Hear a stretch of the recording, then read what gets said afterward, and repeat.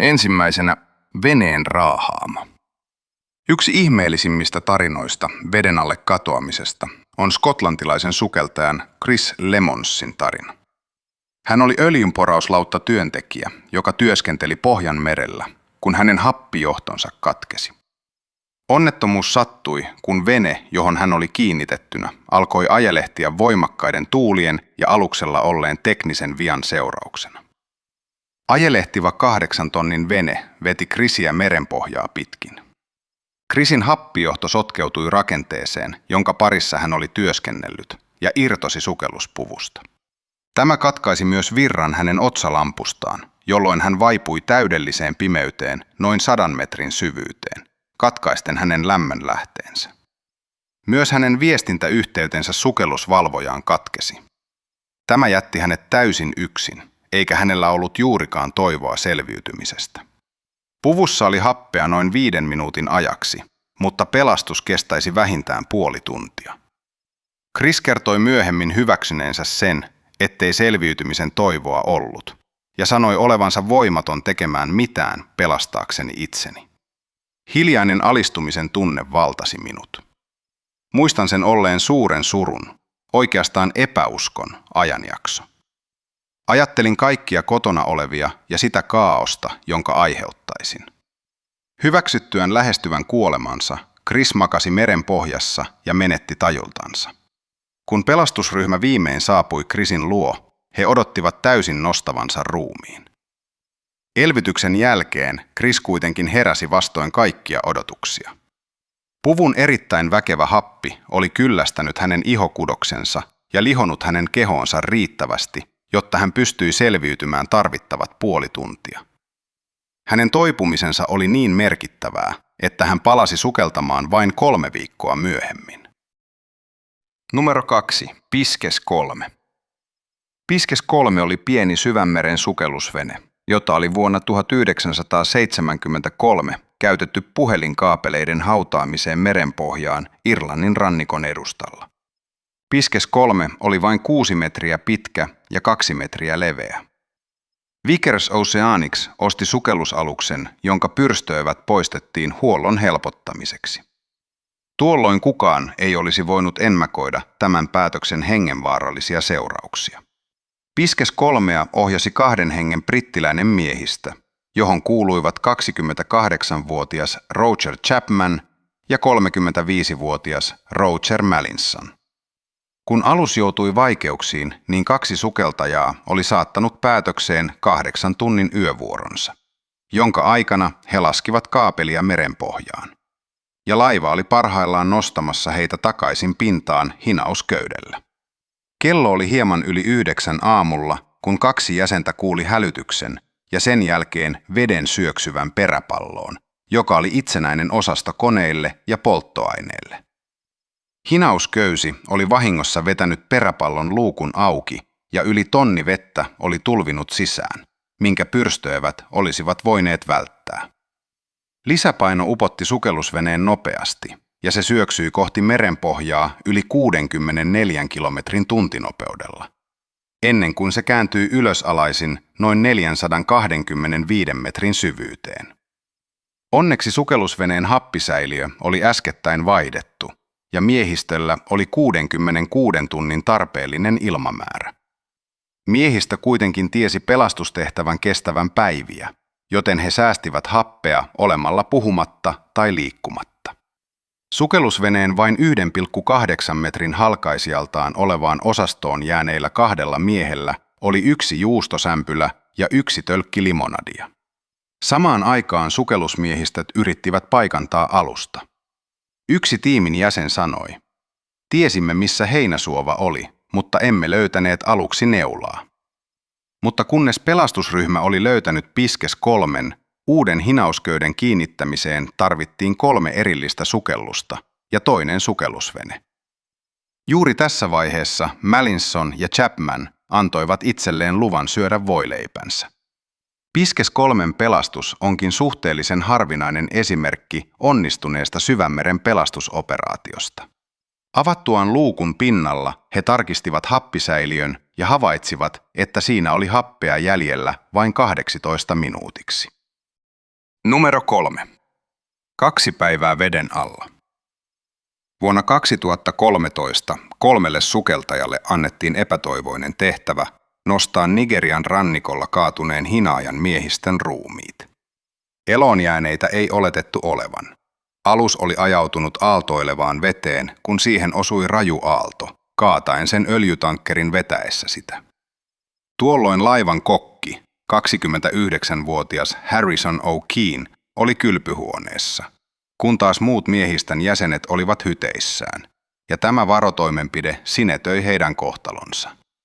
Veneen kaatuessa O'Keefe etsi ilmaa hädissään, mutta hetken päästä hän löysi onneksi ilmataskun konemestarin toimistosta, aluksen upotessa noin 30 metrin syvyyteen.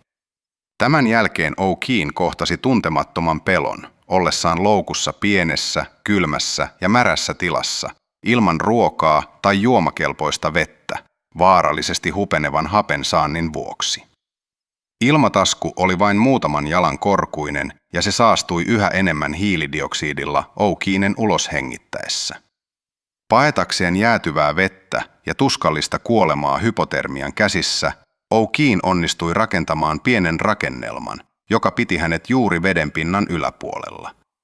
Menetettyään ajantajunsa O'Keefe ei tiennyt, kuinka kauan hän oli ollut siellä. Hän eli ilmataskussaan lähes 3 päivää, kuluttaen ajan muistellen ja rukoillen pelastusta. Merenpohjassa O'Keefe kuuli kalojen tunkeutuvan kaatuneeseen alukseen ja herkuttelevan miehistötovereidensa ruumiilla. Jonkin ajan kuluttua O'Keefen rukouksiin vastattiin, ja taskulampun valokeila läpäisi pimeyden. Tony Walker, yksi 3 hylkyä raivaavasta sukeltajasta, kuvaili myöhemmin hetkeä, jolloin hän ensimmäisen kerran näki Harrison O'Keefen. Yhtäkkiä tämä käsi ilmestyi. Luulimme sen olevan toinen ruumis, ja kun sukeltaja yritti tarttua käteen, käsi tarttui sukeltajaan. Lopulta ruumiita löydettiin 10, ja 1 on edelleen kateissa. Muistellessaan kokemustaan O'Keefe totesi myöhemmin: "Kun olen kotona, joskus tuntuu kuin sänky, jossa nukun, uppoaisi. Luulen olevani yhä meressä. Hyppään ylös ja huudan." Numero 4. Tumluanin luola. Thaimaalainen nuorten jalkapallojoukkue, johon kuului 12 poikaa ja heidän valmentajansa, oli lähtenyt luolaretkelle ja jäänyt jumiin syvälle vuoreen. Tumluanina tunnettu luolajärjestelmä on Thaimaan 4. suurin. Pojat ja heidän valmentajansa olivat aiemmin käyneet luolassa useita kertoja, jopa 8 kilometrin syvyydessä. Ja kun he olivat piilottaneet polkupyöränsä ja laukkunsa aukolle, heillä ei ollut mitään syytä odottaa, että tämä vierailu olisi mitenkään erilainen. Tämä luola, vaikka se aluksi vaikuttaa mitättömältä, voi yhtäkkiä muuttua erittäin vaaralliseksi sadekausien aikana, kun vettä tulvii sisään kaikkialta, ja näin kävi tässäkin tapauksessa. Jalkapallojoukkue huomasi vedenpinnan nousevan luolassa nopeasti. Heidän uloskäyntinsä oli suljettu ja heidän oli pakko vetäytyä syvemmälle sisään.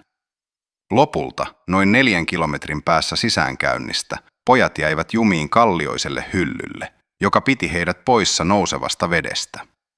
Kun paikallisviranomaiset hälytettiin ja etsintäryhmät muodostettiin, pojat huomasivat menettämänsä ajantajunsa pimeyden aiheuttaman aistiärsykkeiden heikkenemisen vuoksi.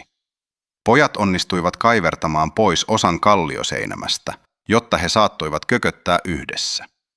Valmentaja ohjasi joukkuetta meditaatioharjoitusten avulla hapen säästämiseksi ja rauhallisuuden säilyttämiseksi.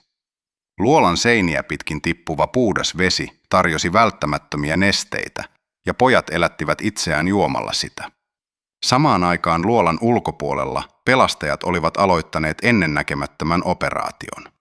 Thaimaan laivastolla oli kuitenkin vain vähän kokemusta sukeltamisesta, eivätkä he päässeet merkittävään syvyyteen luolassa. Insinöörit yrittivät pumpata vettä pois, mutta eivät löytäneet sopivia laitteita. Tässä vaiheessa koko maailman katseet olivat poikien puolella, ja pian paikalle saapui kansainvälistä apua, erikoistuneita luolasukeltajia kaikkialta Euroopasta. Sukeltajat etsivät luolia päiväkausien ajan seuraten järjestelmällisesti mutkittelevia käytäviä ja kiemurtelevia tunneleita. Lopulta he löysivät joukkueen. Haistoimme heidät ennen kuin näimme tai kuulimme, sanoi eräs sukeltaja ennen kuin raportoi, että kaikki 13 olivat elossa. Poikien pelastamiseksi tutkittiin useita eri menetelmiä. Lopulta päätettiin, että pojat tuotiin takaisin sisäänkäynnille asiantuntevien sukeltajien käsissä. Vaikka pojat pelastettiin suhteellisen vahingoittumattomina, kaikki vapaaehtoiset sukeltajat eivät kuitenkaan olleet yhtä onnekkaita. 2 thaimaalaista pelastajaa kuoli.